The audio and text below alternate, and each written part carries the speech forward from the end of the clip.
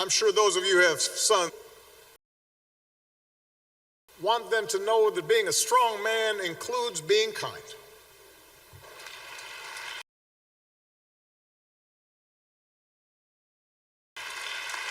There's nothing weak about being honorable. You're not a sucker. Elijah E. Cummings. And, you know, this is a title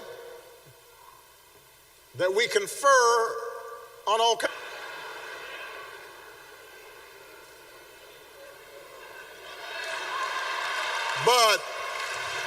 But Elijah Cummings was honorable before he was elected to office. There's a difference. Right. On the side of a road, in a quiet moment, counseling somebody you work with. Letting your daughters know you love them. You know, as president, I knew I could always count on Elijah being honorable and doing the right thing.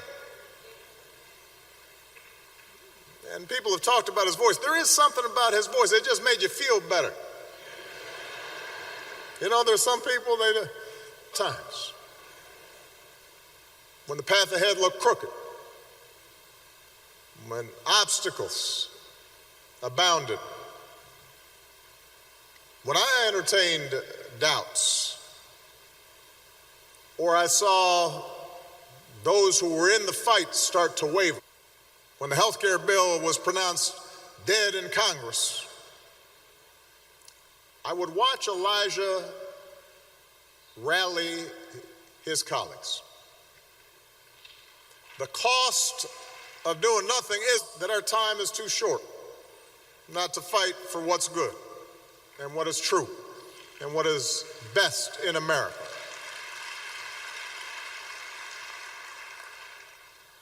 "200 years to 300 years from now," he would say, "people will look an opportunity to those not born to it and to preserve and nurture our democracy."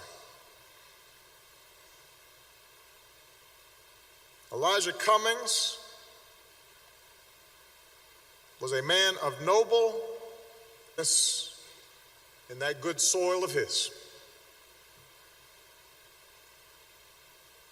He has harvested all the crop that he could. For the Lord has now called Elijah home to give his humble, faithful servant rest. And it now falls on us to continue his work. That's how we will honor him. That's how we will remember him. That's what he would hope for. May God bless the memory of the very honorable Elijah Cummings. And may God bless this city.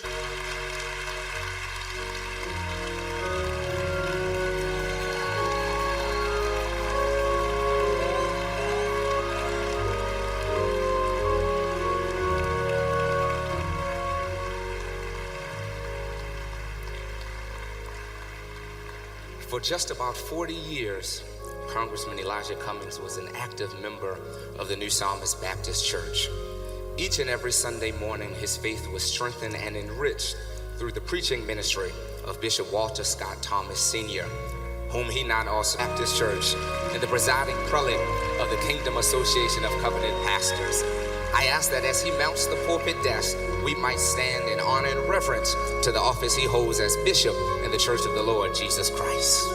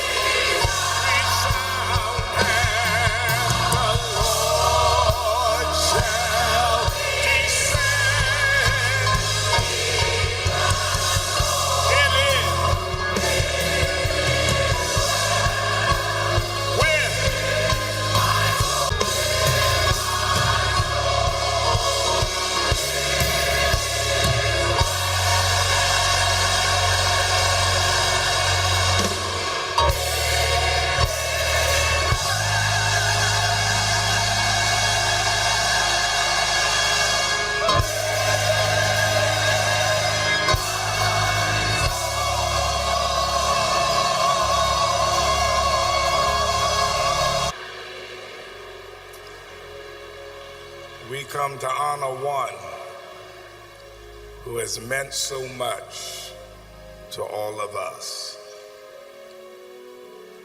We have listened and we have heard, and we have been blessed by many. Is slightly different from all of those who've had the privilege to speak. I've come with a different task. Elijah was my friend for almost 40 years. He sat right over there. For a while, he sat right over there. At the other church, he sat on the second or third row. At our other church, normally frequent, and found that that service was altogether different from the one to which they were accustomed. But he and she in church every Sunday morning. I saw him that morning. I did not know he was still working, but he was working. But to talk about speaking truth to power. It is a common statement known by many.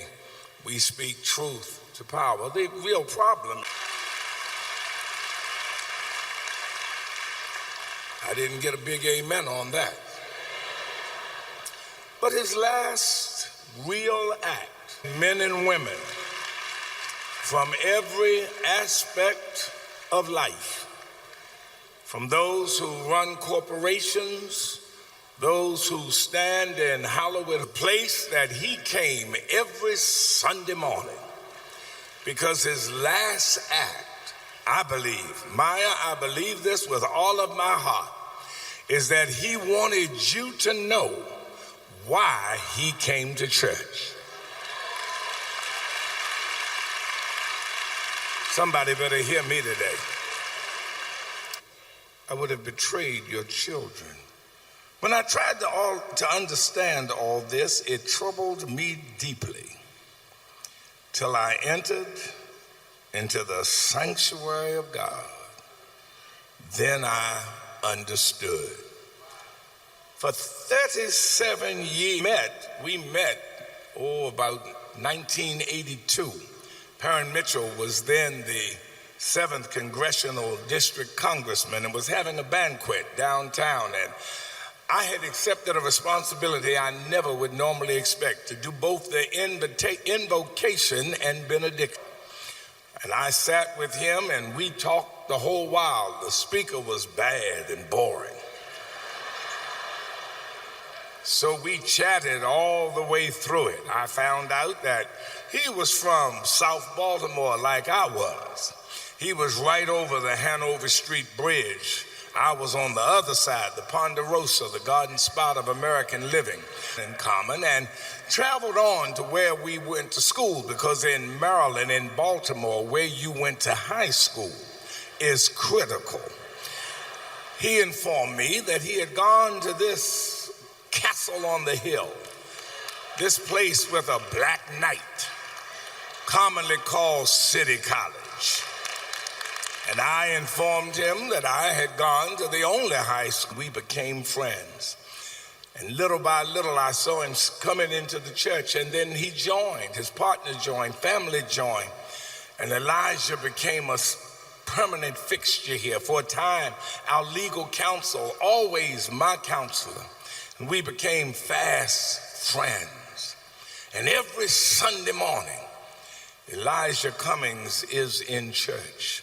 And God is moving him higher and higher, one step after another. His law, Elijah, Phi Beta Kappa from Howard University, graduating the University of Maryland Law. Elijah could have been in any 500 company. He could have been a major lawyer downtown with any of the major law firms. But instead, he decided to open his practice to help people who could not find help for themselves.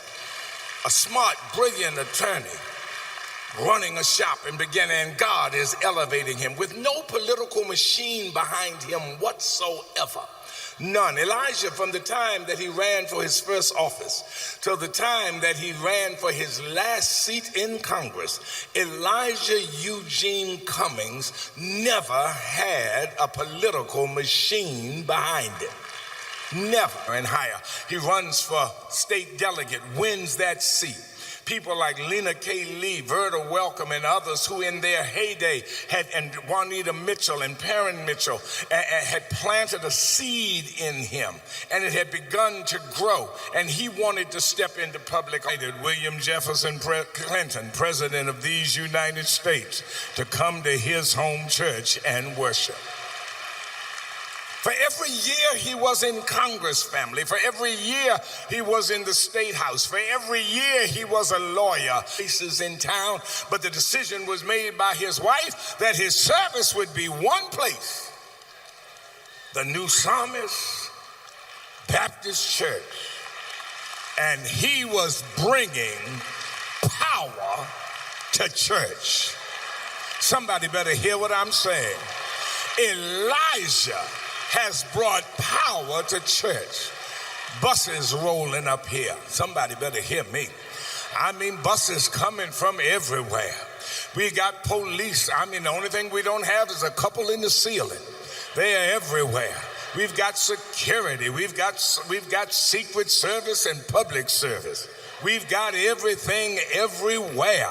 They've all come to church. We had folk calling up, I want 20 seats. I want 5 seats. And you know what we did? We said, we'll get you every seat you want, because Elijah wants you in church on the day he goes home. Somebody said, who are you inviting? We inviting everybody. As Larry Young used to say, Lottie, Dottie, and everybody. Somebody said, you got too many VIPs. I told the team, everybody is a VIP. Bring everybody and treat them like a VIP. Our fraternity is here. The sororities are here. Morgan is here. You name it. Every place of power, Elijah has called them in. Why did Elijah think you ought to be in church? Help me, somebody. Nudge somebody and say, uh-oh. I tell you why Elijah wanted you in church, because he found something in church. God, I feel like preaching right now. Walt, I feel like doing a dance for my friend Elijah. Elijah wanted you abilities. That's what Elijah came to church for. Elijah would be the first one to tell you he wasn't perfect. He'd be the first one to tell you that he struggled and wrestled like everybody else, that he had to climb the rough side of the mountain. You don't come to church to know the obvious. You come to church to find out, is there a way to still be bow on top? Some of y'all are wondering how you gonna make it and how you gonna get through and how you gonna climb the mountains. Elijah said, I come to church because in church he looks beyond my faults and God sees my needs. God looks at past my shortcomings. Nudge somebody and tell them, I don't always do right. Some of us, and listen, I know some of y'all didn't nudge nobody. Nudge them and say, stop lying, and nudge somebody. You know you have problems like everybody else. Elijah said, I come to church because in church I can recognize my failures and I can claim my possibilities so that when I leave church, I can go. That's why I want you here. You only see people's frailties. You don't see their possibilities. That's why I want you here. You only see how they messed up. I want you to see what they can become. God, I wish I had some folk here who could remember school. Help us, God. Some of us came from those brown. If you believe, I'm not going to be long.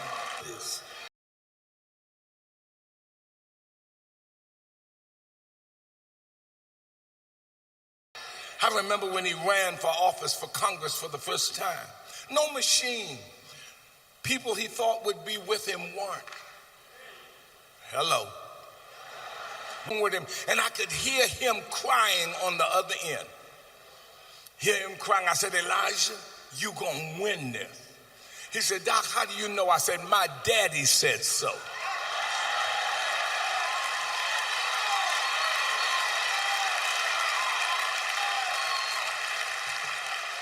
And on that night he won. Political heads were turned. I got in my car, rode down there as a proud pastor of Elijah Eugene Cummings and said, look at God. Take you from South Baltimore and put you in Congress. Don't you tell me what God can't do. Right, that's the first thing. You know why he wanted you to come to church? He wanted you to come to church because he knew, and he came to church because all of us, especially those in this room, need a regrounding of your grounding.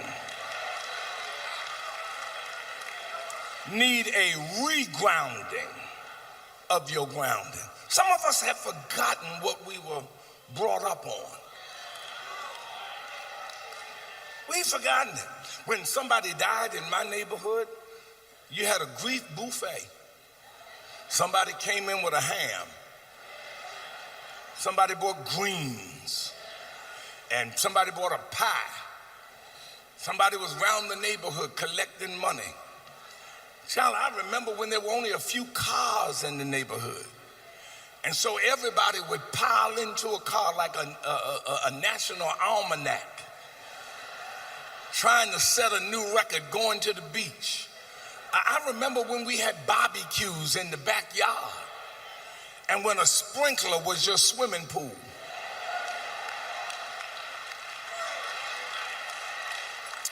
But we grew up with integrity. We grew up caring for each other. We grew up with a sense of selflessness. Help me, somebody. Elijah came to church every week because he knew how easy it is to forget where you've come from. As a friend of mine once said, a person was speaking, trying to let people know how impressive they were. And they were telling them that the church was having a dinner after church, and they were having chitterlings and collards.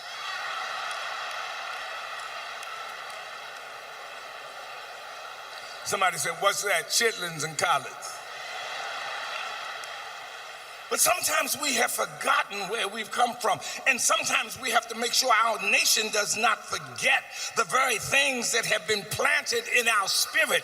Elijah brought you to church today so that that moral compass can be reset, so your grounding can get back, so that we can remember we hold these truths to be self-evident, that all men are created equal and are endowed by their Creator with certain inalienable rights, of which are life, liberty, and the pursuit of happiness.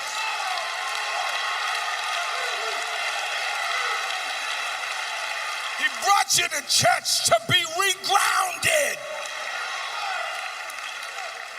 because we can forget it. We can get so caught up in the new place where we are that we forget the old place that brought us there. My God, some of us grew up on Amazing Grace. Some of us grew up on The Lord Is My Light. And we've forgotten that in the end, we will not stand before presidents or kings. We will stand before He who is the judge of the ages. And when I see Him, I want to stand. Go preachers, y'all missed that. No, don't you equate everything light. Oh, no. In a Pentecostal home, you're going to learn how to pray. Am I right, brothers and sisters? And in a Pentecostal home, you go into church, or somebody going to plead the blood on you. They're going to pour oil on you. And I promise you, they're going to cast out a devil. Yes, they are. Am I right? Am I right? Elijah could never wanted to forget that. He didn't want to be driven around and forget when he had to scrape money together to make payroll. Somebody better hear me in here. He didn't want to be flashy and forget what it was like to have folks say, I'll pay you later, Mr. Cummings, and be able to live with that and accept it. He never wanted to lose what was grounded in him. And I think he brought you to church because too many in our country are forgetting where they came from and what was instilled in them. We were not taught to be divided. Mama would backslap you if you talked out of turn. Somebody in here, remember this line? I didn't beat you for what you did. I beat you for how you said it. Help me, somebody. Elijah said, I never want to lose that ability to talk to folk and to get along with folk. We may disagree on the issue, but you are still a person and I'm still a person, and we're still trying to get somewhere. My mama taught me that. My mama taught me I'm not worse than anybody, but she also taught me I'm not better than anybody. And she taught me that the God I serve will make a way for everybody. She taught me how to take care of the least, the left out, the lonely, those that can't lift themselves. Do you know why Elijah was so articulate? He never forgot his grounding. I heard people mentioning that Elijah was a prophet, or rather was like the prophet Elijah. Nudge somebody and say, get this. They're talking about Elijah the prophet, but Elijah was a prophet. A prophet, according to Walter Brueggemann, an Old Testament scholar, says a prophet does three things. A prophet critiques the dominant ideology. A prophet articulates the public pain, and the prophet offers up creative solutions for those who cannot find their way. I've got news for you. Because he stayed grounded in who he was, Elijah would always critique the dominant ideology. He didn't care whether you liked it or not. His voice would rise, his lip would quiver. He'd say, come on now, we can do better than this. He'd look at you and that hand sometimes starts shaking. You see that knot on the other side of his hand just moving. Why? Because Elijah critiqued what was not right in America. But not only did he critique, he spoke for folk who had no voice. Why? Because he grew up having no voice. He grew up in a community, in a world where we were not allowed to do what we can now do. And Elijah said, as God gives me breath, I will speak for folk who can't speak. I will articulate for folk who cannot articulate. I need you to grab somebody and tell them, don't forget where you came from. But there's a last reason. He came to church. He came to church, and then I'm done, and then we take him to his final rest. Elijah, I hope I'm telling them why you came to church. There's a last reason he came to church. On Monday to Friday, he's known as the Honorable Congressman Elijah Cummings. Most of you in Washington and in other places know him as the Congressman Elijah Cummings. If you travel the city of Baltimore, in the streets of Baltimore, and someone meets him, rarely will they say Elijah. Rarely. There's too much venerated respect for this man who lives in the heart of the city. Too much respect. And they'll say, Mr. Cummings. You go around town in Baltimore, Mr. Cummings. People on the street, Mr. Cummings, because he's spoken of with great reverence. In New Psalmist, he's Brother Elijah Cummings. And let me share this with you. Monday to Friday, he's solving the problems of the world. In the streets and neighborhoods, He's trying to show possibilities. But when he comes here on Sunday, no fanfare, no entourage, no nothing.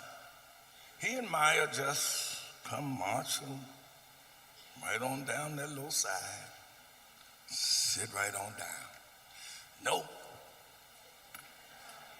No smile for the camera, just come in and take their seat. Among everybody else in the house, because he comes here for the same reason they do, to get the strength to go back to the assignment that God has given him to do. Some of you are weary in well-doing. Some of you are weary because of all that you have to face in these turbulent times. Some of you are worried and feeling fearful about the state of the union and how things are going to happen.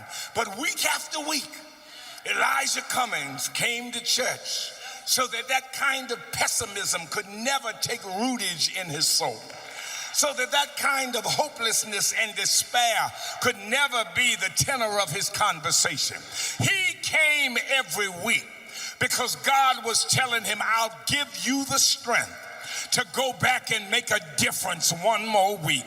All I need you to do is have faith and believe that I will make a way somehow. You all, as Maya said, you don't know how sick he's been over these years. There were times I didn't expect to see him coming to church. And Maya would say, oh, he's coming today. And he would roll right on in, because Elijah would say, as long as God gives me strength, I'm going to be able to go back and fight another day. Never fighting with despair, never fighting with pessimism, fighting with the one weapon Jesus Christ made sure he had. And that weapon was an unshakable faith, a faith that God did not bring me this far to leave me now. Touch somebody and say, hear this, that God didn't bring our nation this far to leave us now. And if God be for us, y'all ain't hearing what I'm saying. If God be for us, he is more than the world against us. So I can rise up and go back to the challenge. I can go back to my district. I can go back to my committee, because the strong hand of the Lord is on me. His wish for you is that you will have a faith that will not shrink, though pressed by every foe, that will not tremble on the brink of any earthly woe. I'm done now. Sleep on, Elijah. Where are you, Elijah? I'm in glory land. It took me a while to get here, but I can stand before my God and I can hear him say, well done. And may the work I've done, may the work I've done, may the work I've done speak for me.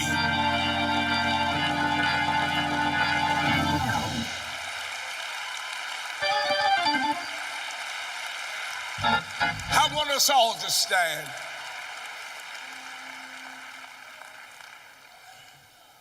Well, buddy,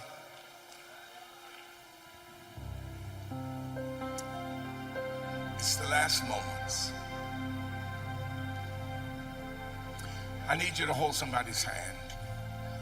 This service is nearing its final moments. But this is his gift. This is his gift to you. This is why he wanted you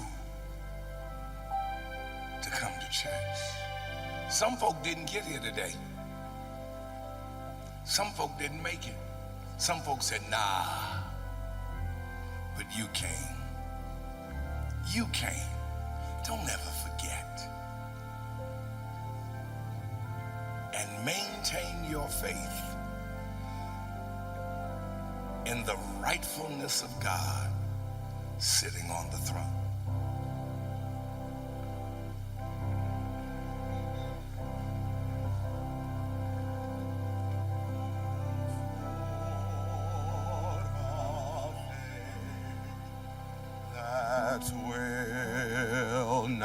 shrink, though pressed by many a foe, that will not tremble on the brink of any earth, nor complain beneath the chastening rod, but in the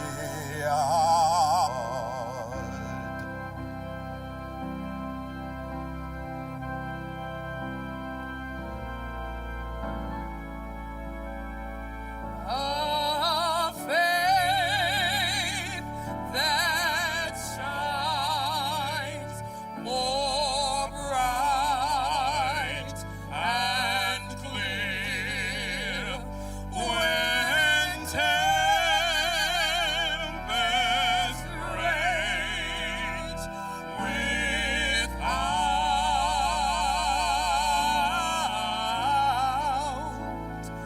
That when is no doubt.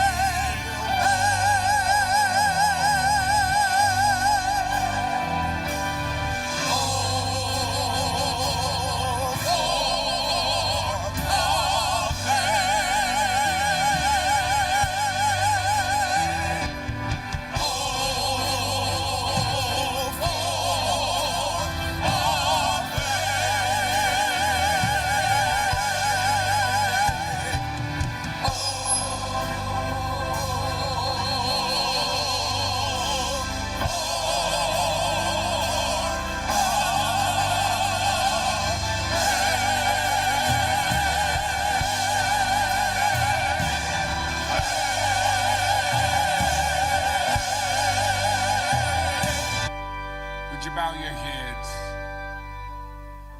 for the closing prayer?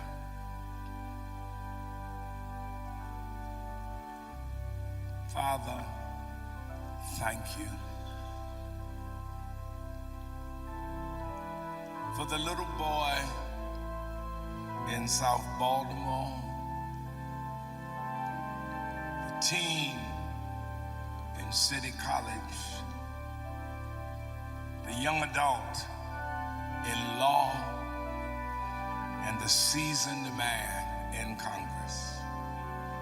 Thank you for the father, for the family member who knew the wide expanse of family love. Thank you for the Christian, the saved, sealed, sanctified servant of the Lord Jesus Christ, whose weapons of warfare were not carnal, but mighty through God for the pulling down of strongholds. Now, God, be praised. Thank you for letting us know him, Jesus Christ, our living, eternal, and soon coming King. We all say, amen. The flowers are going to be taken out, and then we'll begin the final departure. We ask all persons to remain in their place and in their space until the family has exited.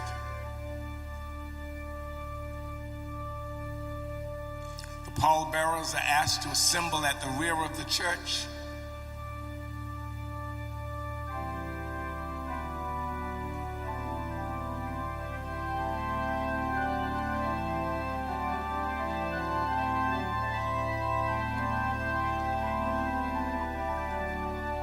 The diaconate can begin to come to the front,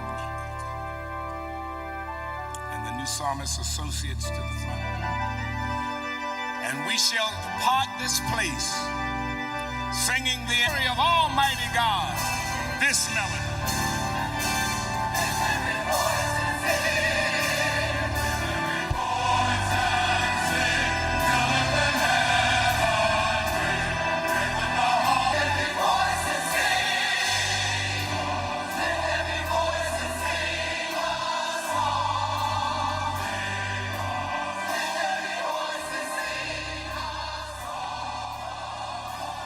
There are speakers who might be concerned about coming to the podium after two given by the pastor of New Psalmist Baptist Church, the Bishop Walter S. Thompson.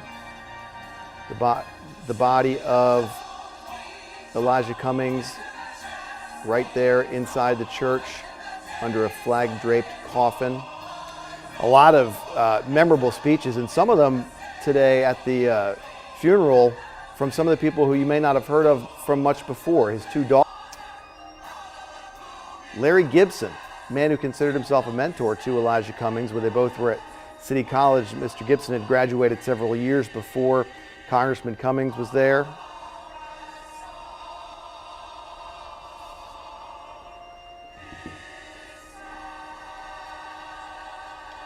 And Congressman Cummings at that time, as a senior at City College, integrated that high school's Hall of Fame to include Larry Gibson, who had recently been elected there in the late 60s to the school board in Baltimore City. Another speech that was extremely emotional was Kwesi Mfume, the congressman who served in the 7th District for Maryland before Elijah Cummings went to Congress. He left his seat to become the head of the NAACP. And Elijah Cummings won a special election, and he's been in Congress ever since. Before that, he had served several years in the state legislature, the General Assembly here in Maryland, in Annapolis. And two former presidents who spoke at the funeral today. Barack Obama said Elijah Cummings' life validates the things that we tell ourselves are possible in this country, not guaranteed, but possible. Bill Clinton, in talking about Elijah Cummings, said his legacy is how ardently he honored his oath to protect and defend the Constitution of the United States. And now mourners beginning to file out of New Psalmist Baptist Church.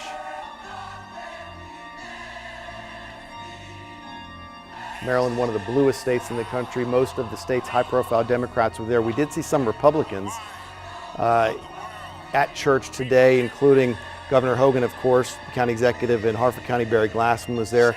Mark Meadows, the North Carolina congressman who became close friends with Congressman Cummings, well, they served in Congress as well. I also noticed Jim Jordan, the combative congressman at church. In his speech, the bishop said that's why this service needed to be here, and he felt that the people in that church also needed to be there. So once again, the funeral for Elijah Cummings has come to an end. He will now be taken to his final place of rest. The distinguished gentleman from Baltimore, dead at the age of 68. Elijah Cummings died last week after what his office described as a long illness. But we thank you so much for joining us today for the funeral service for Congressman Elijah Cummings. We're going to return you now back to regular programming here on WMAR.